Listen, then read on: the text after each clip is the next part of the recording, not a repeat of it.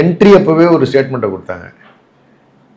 பெங்கால்காரங்களை யார் மதிக்கிறாங்களோ அவங்கள தான் பிடிக்கும் அப்படின்னு ஒரு ஸ்டேட்மெண்ட்டை நேரம் ஆளுநர் ரவிகிட்டே சொன்னாங்க.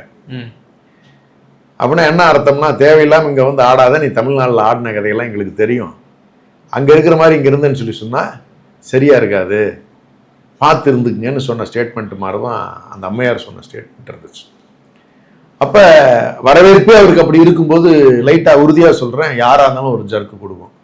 இங்கே இருக்கிற மாதிரி உங்களுக்கு ஆளுநர் போஸ்ட் மேலே ஆட்சேபனை இருக்கலாம், நம்ம தீதி பற்றி கேட்குறேன். ஆனால் இப்படிப்பட்ட ஒரு அணுகுமுறைங்கிறது இல்லை, இது சரியான அணுகுமுறையா? அந்த மாதிரி குடியரசுத் தலைவர் மேற்கு வங்கத்தில் வந்து விசிட் பண்ணுறாரு, அங்கே வந்து யாருமே அவரை வந்து வெல்கமே பண்ணலை. கேபினெட்டில் இருக்கக்கூடிய மினிஸ்டராவது போகலாம், அவங்களும் போகலை. இப்போ என்ன மாதிரியான அணுகுமுறை அம்மையார் மம்தா பானர்ஜி அவர்கள் செய்ய முடியாது? எதிரி தான் நிர்ணயிக்கிறான் எந்த ஆயுதத்தை நாம் எடுக்க வேண்டும் என்பதை. அவர்கள் அந்த மாநிலத்துக்கு செய்திருக்கக்கூடிய அக்கிரமங்கள், எஸ்ஐஆரில் அவங்க கொண்ட அணுகுமுறை, நீங்கள் என்ஆர்சி சிஏ எல்லாம் அவங்க வந்து இம்ப்ளிமெண்ட் பண்ணுறதுக்கு பண்ண முயற்சி,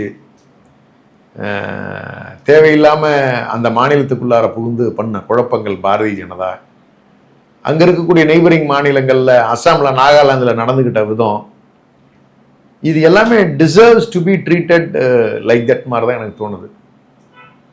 அந்த அம்மையாருக்கு அது பிடிக்கல, நீ முறையா நடந்துக்கிட்டு அந்த அம்மா ஏன் அப்படி நடந்துக்க போகுது? நீங்க சரியா இருந்தீங்கன்னா அந்த அம்மா ஏன் அப்படி நடந்துக்க போகுது? நீங்க போறீங்க, உங்க இஷ்டத்துக்கு பேசுறீங்க. இங்க இருக்கிற மாதிரி கவர்னர் அங்கேயும் இன்ஸ்பெக்ஷன் போற, அதை பண்ற இதை பண்ண ஆரம்பிச்சு பார்த்தாரு, லெப்ட் அண்ட் ரைட் வாங்கினாங்களா, கம்முன்னு உட்கார்ந்தாரா இல்லையா?